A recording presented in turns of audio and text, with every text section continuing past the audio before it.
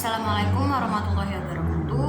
Sebelumnya perkenalkan, nama saya Karimatul Husna, NIM 1521134. Di sini saya akan menjawab beberapa pertanyaan mengenai ujian akhir semester mata kuliah Hukum Acara Peradilan Tata Usaha Negara. Yang pertama, apa dan bagaimana yang dilakukan oleh hakim dalam persidangan pengadilan tata usaha negara. Jadi yang pertama, sikap hakim harus bersikap sesuai dengan garis-garis yang ditentukan dalam hukum acara pengadilan tata usaha negara. Yang kedua, hakim itu tidak boleh bersikap memihak, tidak boleh berempati atau bahkan antipati terhadap pihak yang berperkara. Kemudian yang ketiga, hakim itu harus bersikap sopan, tegas dan juga bijaksana dalam persidangan, baik dalam perkataan maupun perbuatan.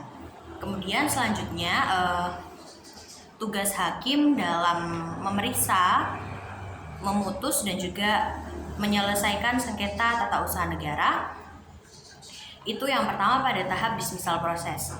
Jadi pada tahap ini hakim berwenang untuk mempertimbangkan apakah suatu gugatan yang diajukan itu dapat diterima atau tidak. Jadi terdapat beberapa pertimbangan. Yang pertama itu apakah pokok gugatan tersebut termasuk ke dalam wewenang pengadilan tata usaha negara.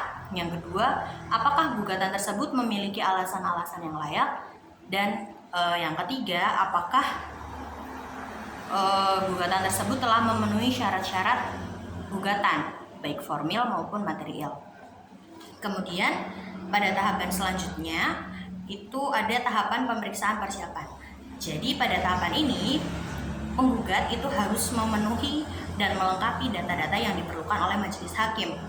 Jadi hakim berwenang untuk memberikan nasihat kepada penggugat dalam rangka perbaikan dan juga kelengkapan gugatan tersebut. Dan yang kedua, hakim itu berwenang untuk mengatasi kesulitan penggugat dalam rangka mendapatkan informasi dari badan atau pejabat tata usaha negara, sehingga hakim itu dapat bertanya secara langsung kepada badan atau pejabat tata usaha negara tersebut. Kemudian hakim juga berwenang untuk meminta keputusan tata usaha negara kepada badan atau pejabat tata usaha negara, karena biasanya penggugat itu kesulitan dalam melampirkan keputusan tata usaha negara demi kelengkapan bukti. Kemudian pada tahapan selanjutnya itu ada tahapan pembacaan gugatan dan juga surat yang berisi jawaban. Jadi pada tahapan ini hakim itu berwenang untuk membacakan surat gugatan dan juga surat yang berisi jawaban dari gugatan itu.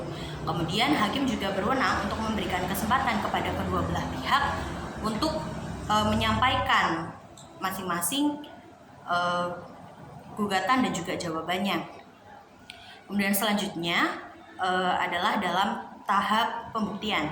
Jadi pada tahap ini hakim itu berwenang untuk menentukan apa yang harus dibuktikan, beban pembuktiannya dan juga nilai pembuktiannya. Jadi sah atau tidaknya suatu alat bukti tersebut didasarkan oleh keyakinan dari seorang hakim itu. Kemudian pada tahapan selanjutnya ada tahapan putusan. Jadi pada tahapan ini hakim itu berwenang untuk menunda sidang dalam rangka memberikan kesempatan kepada majelis hakim untuk melakukan musyawarah dalam memutuskan suatu putusan tersebut. Jadi diharapkan musyawarah tersebut dapat dilakukan dengan sungguh-sungguh hingga mencapai mufakat bulat. Namun apabila tidak mencapai mufakat bulat, maka putusan itu dapat diambil dengan suara terbanyak. Tetapi apabila putusan tersebut tetap saja tidak bisa diambil dengan suara terbanyak, maka suara hakim ketua yang menentukan.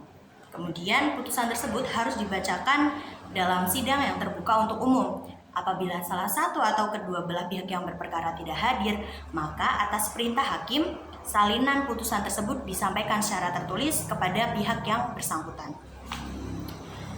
Kemudian yang kedua, harapan saya mengenai pengadilan tata usaha negara di masa mendatang.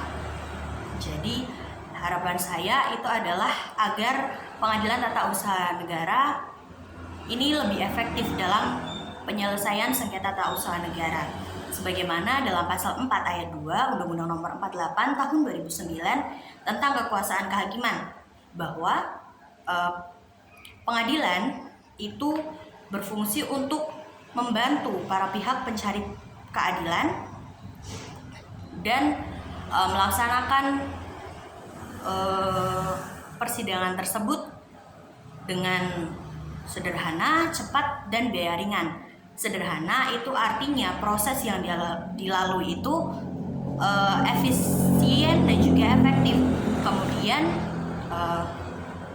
biaya ringan itu artinya biaya yang digunakan dan dikeluarkan dalam proses persidangan itu dapat dijangkau oleh masyarakat umum.